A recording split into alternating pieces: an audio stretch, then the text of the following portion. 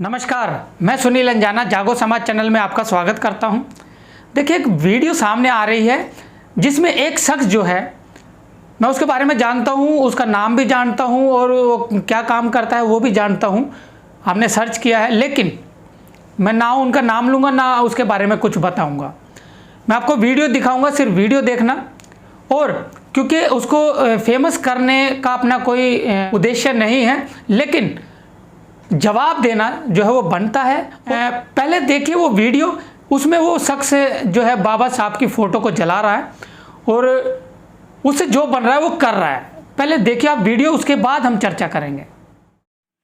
जाति आधारित आरक्षण के चलते हमारे जिन बच्चों ने आत्मदाह किया है, उनका बदला लेने के लिए, उसका प्रतीकात्मक रूप से विरोध करने के लिए मैं अंबेडकर के इस चित्र को नए से खारिज करता हूं और उसी प्रकार से दहन करता हूं। हमारे जो बच्चों ने आत्मदाह किया था, उनके प्रति यह सच्ची श्रद्धांजलि होगी। इस अंबेडकर को के कृत्य को वास्तव में समाप्त हो जाना चाहिए।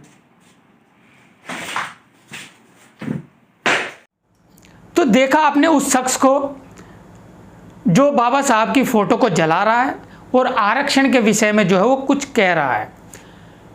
मुझे इस पर गुस्सा नहीं आया इस शख्स पर। क्यों? क्योंकि ये शख्स जो है वो बेचारा अनपढ़ है, गंवार है। क्योंकि बाबा साहब को स्टडी करना, बाबा साहब को पढ़ना इनके बस में नहीं है। क्योंकि बाबा साहब का जीवन कम रहा, लेकिन उन्होंने जो शिक्षा ग्रहण की, जो उन्होंने काम किए, जो उन्होंने डिग्रियां हासिल की, ना तो ये वो वहाँ तक पहुँच सकते हैं, ना इनके पूर्वज वहाँ तक पहुँच पाए हैं और ना ही शायद पहुँच पाएंगे। कुछ ऐसे तथ्य बताने वाले हैं जो शायद आपको पता भी नहीं होंगे। इन तथ्यों को जानने के बाद आप समझ जाएंगे कि कैसे इस देश की जनता के मन में डॉक्टर अंबेडकर के बारे में भ्रम फैलाने की साजिश रची गई। डॉक्टर भीमराव अंबेडकर का भारत के विकास में जितना योगदान रहा है, उतना शायद ही किसी और राजनेता का रहा हो। एक अर्थशास्त्री, समाजशास्त्री, शिक्षाविद और कानून के जानकार के तौर पर अंबेडकर ने आधुनिक भारत की नींव रखी थी और देश उनके इस योगदान को लेकर आज भी जागरूक नहीं है। आपको बता दें कि डॉक्टर अंबेडकर संविधान की प्रारूप समिति के अध्यक्ष थे।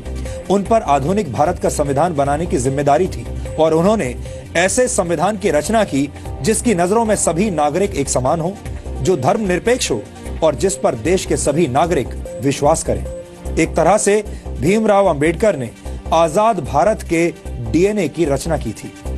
इसके अलावा डॉक्टर अंबेडकर की प्रेरणा से ही भारत के फाइनेंस कमीशन यानी वित्त आयोग की स्थापना हुई थी। डॉक्टर अंबेडकर के आइडियाज से ही भारत के केंद्रीय बैंक की स्थापना हुई, जिसे आज हम रिजर्व बैंक ऑफ इंडिया के नाम से जानते हैं। दामोदर घाटी परियोजना, हीराकुंड परियोजना और सोन नदी परियोजना को स्थापित करने में डॉक्टर अंबेडकर ने बड़ी भूमिका निभाई थी। भारत में एम्प्लॉयमेंट एक्सचेंजेस की स्थापना भी डॉक्टर अंबेडकर के विचारों की वजह से ही हुई थी।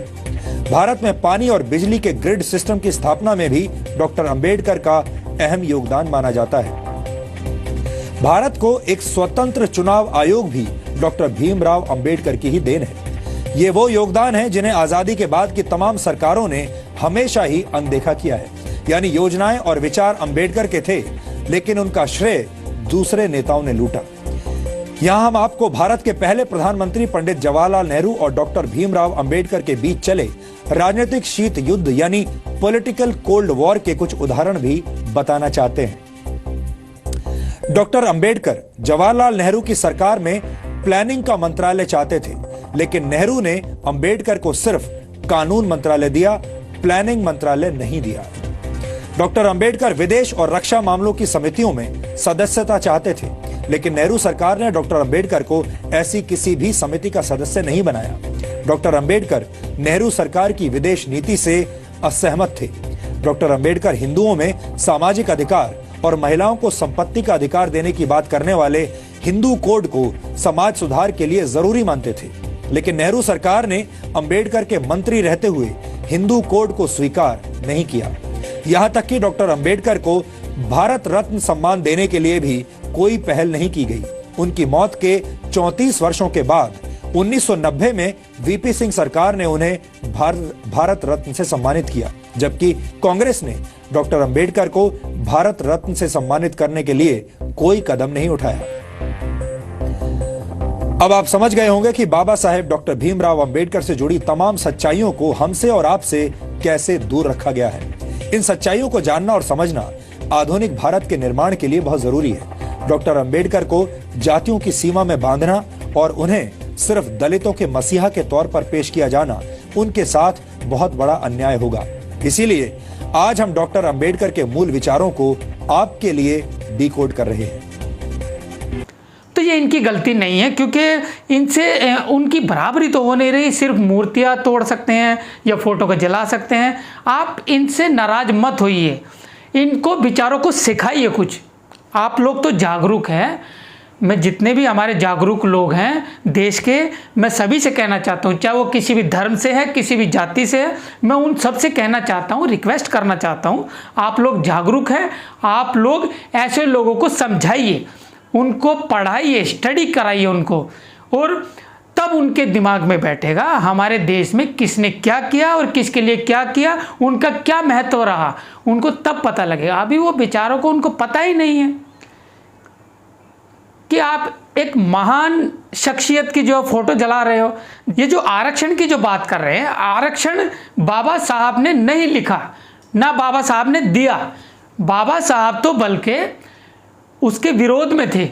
ये तो गांधी जी ने जो है बाबा साहब को मजबूर किया, आमरण अनशन किया। जब वो मरने की कगार पर थे तो लोगों ने बाबा साहब से रिक्वेस्ट करके जो है उनसे मिलने के लिए कहा, और बाबा साहब जो है वो उनकी हालत देखकर और अपने लोगों का फ्यूचर देखकर, भविष्य देखकर जो है वो टूट गए, और उन्होंने जो है उनसे राजीनामा कर लिया, जिसे पूना पैक्ट भी कहते हैं। बाबा साहब जो है आरक्षण के खिलाफ थे। मैं ये उनको जवाब दे रहा हूं जो फोटो जलाते हैं, जो मूर्तियां जलाते हैं, जो आरक्षण का विरोध करते हैं। बाबा साहब का आरक्षण से कोई भी लेना देना नहीं है। बाबा साहब चाहते थे समान अधिकार मिले, बराबर की शिक्षा मिले, बराबर का रोजगार मिले और बराबर की रिस्पेक्ट हो, एक समान सभी जो है धर्म जातियां हों।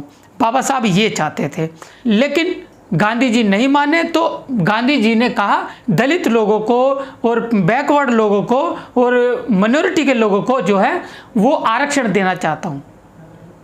लेकिन बाबा साहब की बात उन्होंने नहीं मानी, जिन्होंने कहा था 2 वोट का अधिकार दीजिए। आरक्षण जो है भारत में प्रस्ताव जब आया तो 1909 चल रहा था, सन 1909 था, और 1919 में भी इस प्रस्ताव को लाया गया।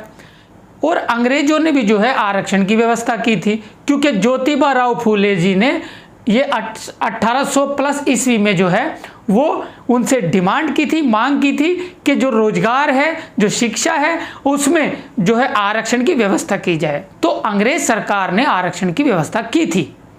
और सबसे पहले आरक्षण के जो देनदार थे, कोल्हापुर के राजा शाहू जी महाराज ने सबसे पहले आरक्षण व्यवस्था की थी अपने लोगों के लिए, अपने राज्य के लोगों के लिए। अब बाबा साहब ने तो 1950 में उनका संविधान लागू हुआ, उससे पहले आरक्षण जो है वो आ चुका था।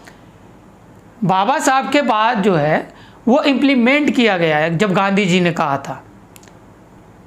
तो इन लोगों को ये बताइए, और इन लोगों को बेचारों को पता नहीं है, ये किसी के बहकावे में आ जाते, किसी की स्पीच सुन लेते, किसी की वीडियो देख लेते, तो फिर ये जो है आगे बढ़ा देते अपनी बात को।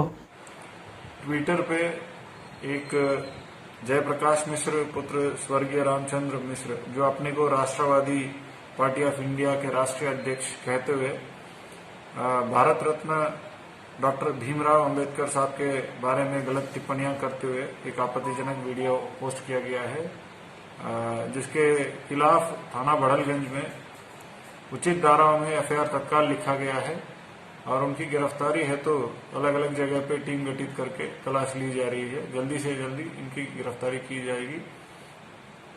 तो मुझे ऐसे लोगों पर गुस्सा नहीं बल्कि तरस आता है, क्योंकि ये अशिक्षित लोग हैं, इनको शिक्षा की जरूरत है। आप लोग जितने जागरूक लोग हैं, वो किसी भी जाति में हैं, धर्म में हैं, आप लोग ऐसे लोगों को शिक्षा दीजिए, क्योंकि आप लोग जागरूक लोग हैं। जातिवाद तोड़िए, धर्मवाद छोड़िए और इंसानियत के लिए काम कीजिए, एक दूसरे को आगे बढ़ाइए। तो चलिए इसी के साथ मैं सुनील अंजाना, जागो समाज चैनल आपका अपना चैनल। धन्यवाद।